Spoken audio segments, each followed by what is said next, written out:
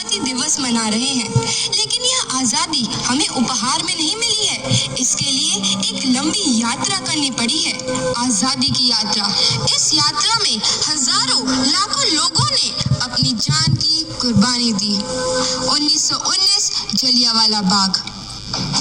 आज हमारी बैसाखी का दिन है, लेकिन पूरा पंजाब बैसाखी नहीं मनाएगा। हम सब बैसाखी नहीं मनाएंगे।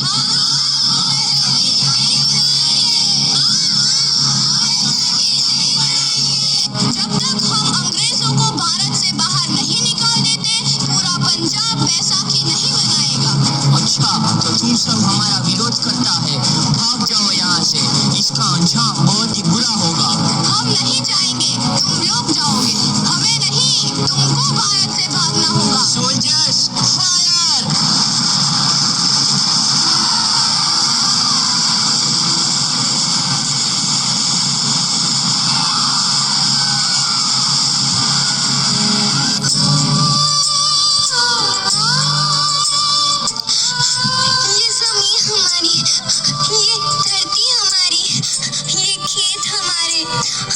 अभी थोड़ी देर पहले हमारी ये फसलें लहरा रही थी, पर इन अंग्रेजों ने हमारी फसलें बर्बाद कर दी। इन अंग्रेजों ने एक ही झटके में इन सब फसलों को काट दिया।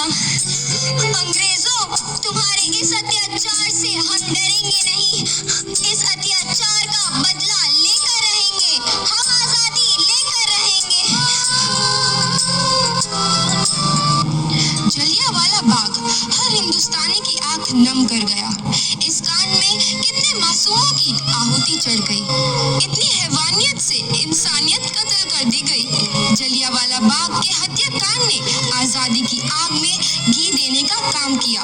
मासूम औरतों, बच्चों की दर्द भरी चीखें और सिसकियां इनकलाब का गूंज बनकर उभरी। लाला लाजपत राय, भगत सिंह, राजगुरु, सुखदेव सरीखे क्रांतिकारियों ने भारत की इस जमीन से विदेशी दरिंदों को निकाल फेंकने के मंसूबे मजबूत कर लिए। 8 अप्रैल 1929 लाला लाजपत राय के नेतृत्व में साइमन कमीशन के खिलाफ एक भारी जुलूस निकाला गया। Simon commission, Simon commission, Simon commission, Simon commission, Simon commission, Simon commission, Simon commission, Simon commission, Simon commission.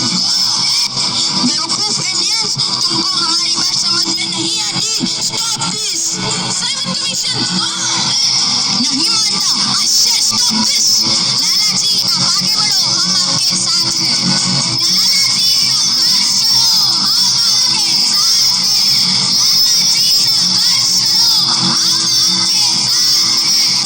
लाला जी, संघर्ष करो, हम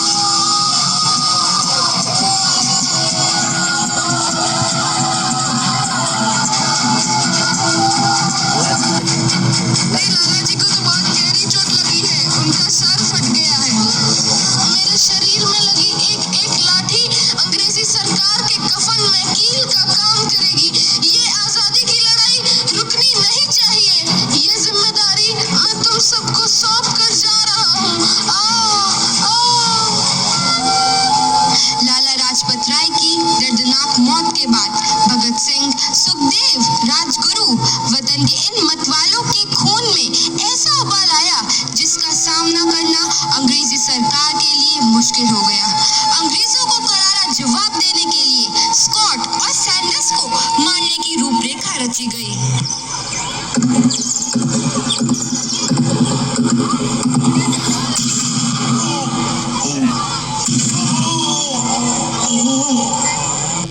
सैंडर्स मारा गया।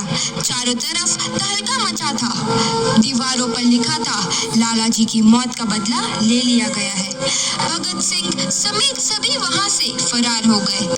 8 अप्रैल 1929 दिल्ली में ब्रिटिश सरकार की सेंट्रल लेजिस्लेटिव असेंबली की बैठक में 2 बम धमाके की आवाज सुनाई दी।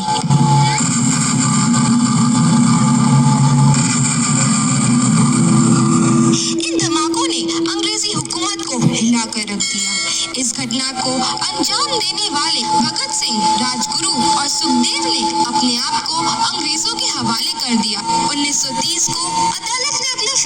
सुनाया। मुलजिम भगत सिंह, मुलजिम राजगुरु, मुलजिम सुखदेव को दफा 121 और दफा 302 के तहत ये अदालत तीनों को मुजरिम करार देती है और इस गुस्ताखी के लिए ये अदालत इन तीनों को सजाए मौत की सजा सुनाती है। सरफरोशी की तमन्ना अब हमारे दिल में है, देखना है जोर कितना बाजुए कातिल में है।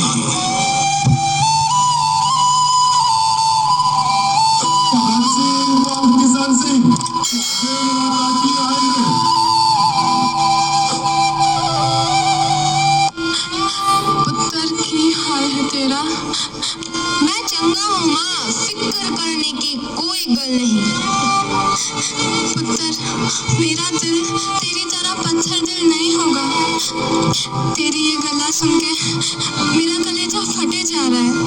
माँ, मेरा दिल कोई पत्थर जैसा नहीं है, एक वतन परस्त का दिल है जो मेरे देश प्रेम के जज्बे को ताकत देता है। बेटा, मेरा लाल। माँ, आज मेरी तपस्या पूरी होने जा रही है। जे तू रोई तो मैंने तकलीफ होइया। सोच, तेरा पुत्र आज शादी करने वास्ते जा रहा है। फर्क केवल इतना है, वो घोड़ी पर नहीं फांसी पर चढ़ने वास्ते जा रहा है। आज तू क्रांतिकारी की माँ है, कल तू एक शहीद की माँ होगी। माँ, पुत्र भगत, तू इतनी छोटी उम्र में हम सबको छोड़ के चला जाएगा? तूने जिंदगी में देखा ही क्या है पुत्र? मैंने अपनी माँ देखी है जिसने मुझे एक ही बात बताई है कि बेटे, अपने देश के लिए एक बार मरना 100 बार जन्म लेने के बराबर होता है। अच्छा माँ, अब आशीर्वाद दे, आखिरी बार विदाई लेने का समय आ गया है। भगत, मेरे लाल।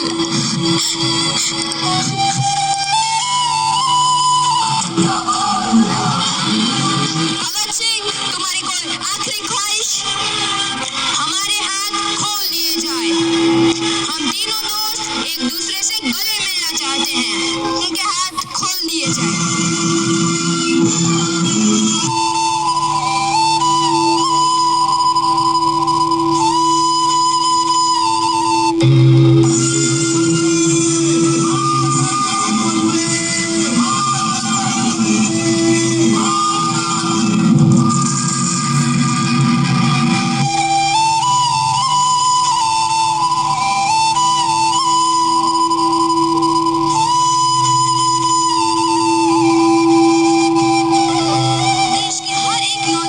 मन में आजादी की नई उमंग हिलोरे लेने लगी। अंग्रेजों भारत छोड़ो का नारा जोर पकड़ रहा था। सबने एक आजाद भारत का सपना देखना आरंभ कर दिया था। हर कोई अपने अपने ढंग से इस महायज्ञ में अपनी आहुति दे रहा था। सुभाष चंद्र बोस, रानी लक्ष्मीबाई, तात्या टोपे और मंगल पांडे जैसे शहीदों की कुर्बानी रंग लाई। 15 अगस्त 1947 को भारत आजाद हुआ।